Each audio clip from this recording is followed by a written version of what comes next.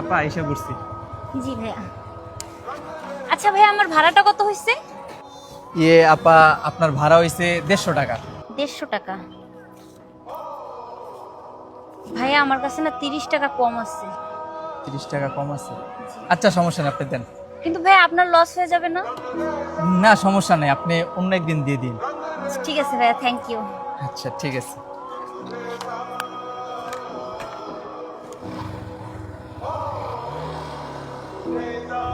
আমার মেডিসিনগুলা ভাই, মেডিসিন কয় টাকা হয়েছে? ভাইয়া 600 টাকা। ও আচ্ছা ভাই, আমার কাছে তো 500 টাকাই আছে। রাখেন। না না ভাই লাগবে না। আর না সমস্যা নেই, ওষুধ কিনবেন, রাখেন। ওষুধ দিতে রাখেন। এই যে আপনার 600 টাকা। Thank you.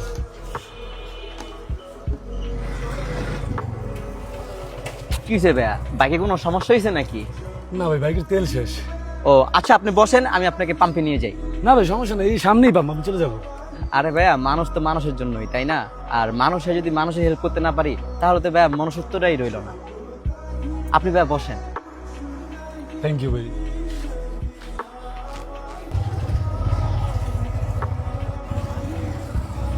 আজকে না সকালে আমি আব্বুর জন্য মেডিসিন আনতে গেছিলাম। মেডিসিন আনার সময় না আমার কাছে 50 টাকা শর্ট ছিল।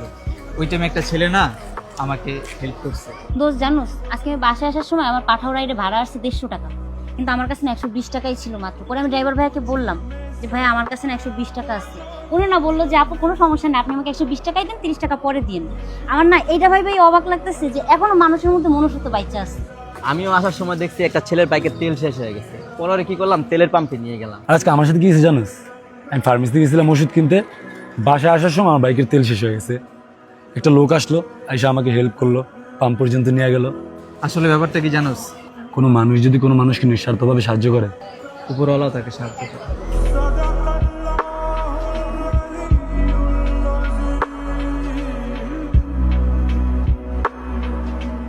সোহেল বাসা থেকে আমাকে বিয়ের জন্য অনেক প্রেশার দিচ্ছে। তুমি কবে বিয়েটা করবে আমাকে একটু বলো না।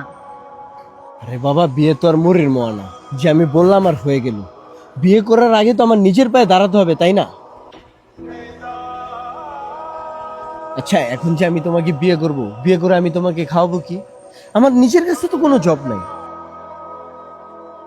জব তো তুমি বিয়ের পরেও নিতে পারবা, তাই না? আপাতত আমরা বিয়েটা করে রাখি। এখন আমি তোমার প্রেশারে হুটহাট করে বিয়ে করে ফেললাম, পরে আবার আমি নিজেই পস্তাই। তুমি কি এটাই চাও? কে বলছে অল্প বয়সে বিয়ে করলে পস্তাইতে হয়? বরং সঠিক সময় বিয়ে করলে ছেলেদের আরো কপাল খুলে যায়। আর রিজিকের মালিক মহান আল্লাহ। আল্লাহ তাআলা কোনো না কোনো ভাবে আমাদের সফলতার রাস্তা খুলেই দেন। হ্যাঁ ভাই, আপনার কথা আমি সবই বুঝলাম, কিন্তু বিয়ের পরে যদি আমি কিছু না করতে পারি, তখন আমার সংসার কিভাবে চলবে? এই যে আপনি আমাদেরকে দেখেন, 2 বছর আগে আমরা বিয়ে করেছি। বিয়ের আগে আমাদের কিছুই ছিল না। এখন আল্লাহর রহমতে আমার 2টা বিজনেস এবং আমার আন্ডারে আরো 40 জন কাজ করে। বিয়ে ছাড়া আপনারা যে প্রেম ভালোবাসার সম্পর্কে আছেন, এই সম্পর্কটাও তো হারাম। আমরা হারাম সম্পর্কে জড়াতে একবারও ভাবি না, কিন্তু বিয়ে করে হারাম সম্পর্কটাকে হালাল বানাতে আমরা কতবার ভাবি। আর বিয়েটা আল্লাহ তাআলার এত বড় নিয়ামত যে বিয়ে করলে আমাদের মন মানসিকতা এবং চরিত্র দুইটাই আল্লাহর হেফাজতে থাকে, আর অনেক পাপ কাজ থেকেও আমরা বিরত থাকি। হ্যাঁ ভাই, আমি আমার ভুল বুঝতে পারছি। আমি ভাই যত দ্রুত পারি আমরা বিয়ে করে ফেলবো। আসি ভাই, ধন্যবাদ। চলো।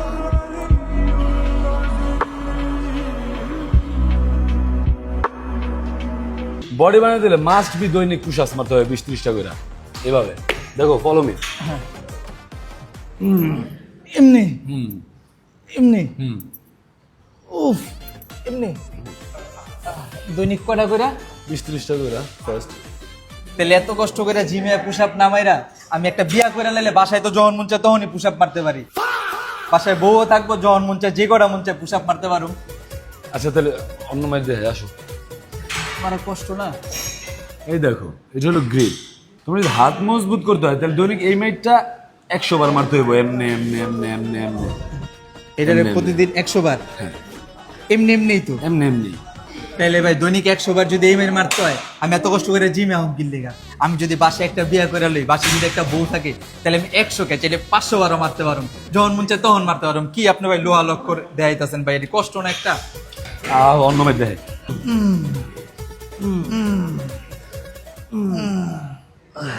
এই টাইপের কিছু মাইর তোমার মারতে হবে। এই মেয়ের মারণ লাগবো? হ্যাঁ, দূর ভাই, আপনি বুঝেনি না ভাই, এটি কি একলা মারণের মাইর ভাই? এত কষ্ট করে জিমে আমি এটি মারুম? এর থেকে ভালো ভাই আমি একটা বিয়া করে লমু, বাসায় যদি বউ থাকে, আপনি যেই মাইর দেয়া হইলেন, বাসায় বউ থাকলে এটি মারা ভাই আরো ইজি, আর আমার লেগা ভালো হইব।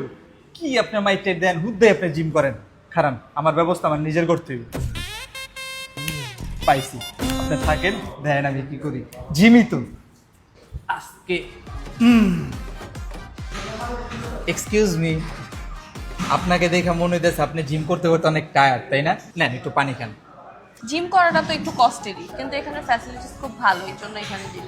হ্যাঁ জানি, কেরানীগঞ্জের ভিতরে ওয়ান অফ দ্য বিগেস্ট এবং প্রিমিয়াম জিম হইতেছে ফিট এলিগেন্ট জিম। আর এখানকার ম্যাচিং ইকুইপমেন্টস যেগুলো আছে এগুলো সব বাইরের ইম্পোর্টেড। তারপরও জিম করাটা কষ্টের না। যদিও আপনাদের মতো মেয়েদেরকে দেখে একটু জিম করার মোটিভেশন আসে ভিতর থেকে, যেই তো এখানে কম্বাইন্ড জিম, ছেলে মেয়ে একসাথে জিম করা যায়, তারপরেও জিম করাটা অনেক কষ্টের না। আপনি যদি চান আমরা দুজনের বিয়ে করে ফেলাই, তাইলে আর কষ্ট করে জিমে আসা লাগলো না, আমরা বাসায় বসে জিম করলাম। আপনি কি জানেন জিমের মায়ের আরো একটা বাকি আছে? আর একটা কি? ওয়েট, আপনি কি এখন যাবেন নাকি ট্রেনারে ডাক দিব? আচ্ছা ঠিক আছে, সরি, করেন। যান। দাঁড়া বাবু, ঘুরাই দিয়ে কত পরে? ইয়েস, 3। দেখছো বাবু, 3 পরে গেল গা। হ্যাঁ বাবু, আজকে তোমার লাকটা আসলেই ভালো। হ্যাঁ, আমারও মনে হইতেছে আমার লাখটা না আজকে ভালো। তাইলে তুমি একটা কাজ করো, আমার 1000 টাকা ধার দাও। কেন? তুমি আমার 1000 দাও, তোমার রাত্রে আমি 10,000 বানিয়ে দিতেছি, দাও। ঠিক আছে, তাইলে থাকো, আমি একটা ডিপোজিট দিই, তোমার লগে রাত্রে দেখা করুন। আমার টাকা সেকেন্ডে পেলেনে সব উড়ে আলে যেতেছে। অনেক কইছিল আমার লাখ ভালো 1000 টাকা দাল লইছিল করতে, এখন তো আমার 30,000 নাই। শেষ, সব শেষ। হ্যালো, কি হলো বাবু?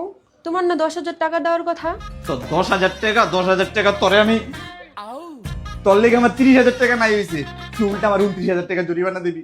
ভাবছিলাম জিতটা একবারে বিয়া করে এলাম, ভাড়া করে শেরওয়ানি পরে বয়ে রয়েছি, এখন এই ভাড়াটা কি দেব? কি কি বলতেছো?